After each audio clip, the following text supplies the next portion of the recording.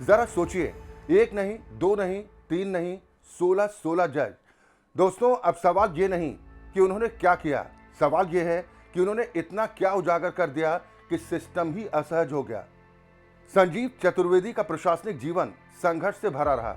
Civil सेवा में 20 वर्षों से अधिक का अनुभव, लेकिन शायद ही कोई ऐसा दौर रहा हो जब वो दबाव से मुक्त रहे हों। इस सिस्टम की कड़वी सच्चाई यही है कि ईमानदारी यहाँ पुरस्कार नहीं बल्कि चुनौती बन जाती है। विभागीय जांच, ट्रांसफर, न्यायिक लड़ाई, ये सब उस कीमत का हिस्सा है जो ईमानदार अफसर अक्सर चुकाते हैं। और यही वजह है कि टी.एन. शेषन, अशोक खेमका और संजीव चतुर्वेदी जैसे लोग केवल अधिकारी नहीं बल्कि संस्थागत उदाहरण हैं।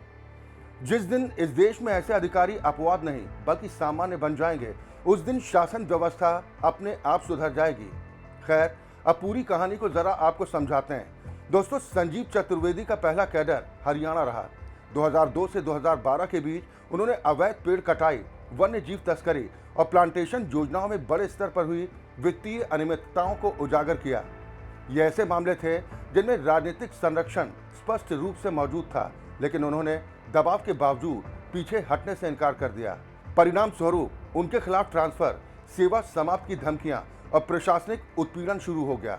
हालात इतने बिगड़ गए कि तत्कालीन राष्ट्रपति प्रतिभा पाटिल और बाद में राष्ट्रपति प्रणब मुखर्जी को कई बार हस्तक्षेप करना पड़ा ताकि उनके सेवा अधिकारों की रक्षा की जा सके।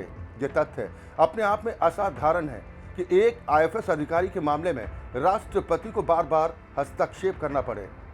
दोस्तों, हम अक्सर जंगलों और वन्य जीवों की दुर्दशा की बात करते हैं, लेकिन सच्चाई ये है कि जंगलों का सबसे बड़ा संकट सिस्टम के भीतर मौजूद भ्रष्टाचार है। आज दिल्ली जैसे शहरों की जो दुर्दशा हो रही है, इसका आज एक जीता जागता उदाहरण है। अगर संजीव चतुर्वेदी जैसे अधिकारी बहुसंख्यक होते तो वनों के संरक्षण के लिए अलग से अभियान चलाने की जरूरत ही न पड़ती।